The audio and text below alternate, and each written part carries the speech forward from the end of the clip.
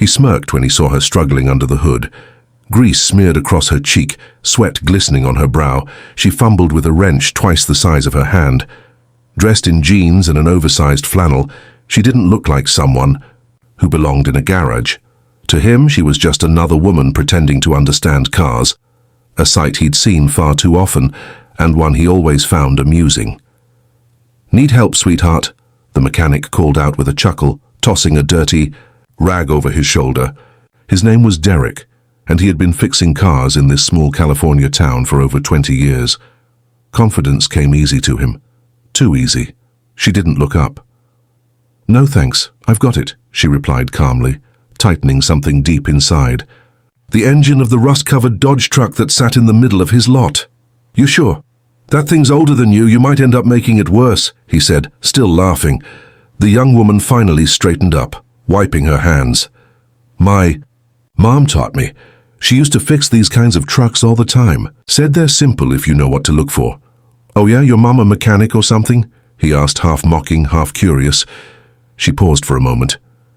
"Something like that," she said quietly. Derek rolled his eyes and turned. Back to the engine he was working on. He figured she'd give up soon. No way someone like her could fix a carburetor that ancient. But 20 minutes later, he heard the unmistakable roar of an engine coming to life. He turned around, stunned. The Dodge was idling perfectly, smoother than it had sounded in years. The woman stepped out of the driver's seat, wiped her hands again, and looked straight at him. "You really fixed it?" he asked, walking over. She nodded. "Just needed a little love and someone who believed it could still run." That sentence lingered in the air. Before he could respond, a sleek black SUV pulled into the lot. A woman in her late 50s stepped out, dressed plainly but with a quiet strength in her posture. Her face was familiar.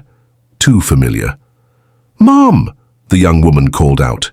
The older woman smiled and walked over, hugging her daughter tightly. Derek's face paled. It couldn't be. "Wait, you're—" he stammered. "Rebecca Monroe," the woman said, extending a hand. "Used to run the old Veterans Auto Shop before it closed last year." Of course, Rebecca Monroe. The woman, who'd once been the go-to mechanic for half the state's emergency vehicles, who volunteered every weekend to teach young veterans mechanical skills, who'd fixed cars for single moms for free, and who, even in the face of cancer, never stopped helping others. Derek suddenly felt very small. "I used to bring my squad's truck here after duty," she said. "How you never noticed me, did you?" "I guess I didn't look the part either." Derek looked at the ground, shame rising in his chest like heat. I didn't know. I'm sorry." Rebecca just smiled. "Don't be sorry, just do better. Don't judge people by what you see in 5 seconds." The younger woman placed a hand on his shoulder. "You laughed at me because I didn't look like I belonged here. But my mom taught me something more important than engines. She taught me that every person has a story. You just have to listen." Derek nodded, eyes misting. As the two women drove away, the old Dodge humming proudly, Derek stood in silence. In a world where kindness is often mistaken for weakness, he had just met two women who redefined strength, not with their words, but with their grace.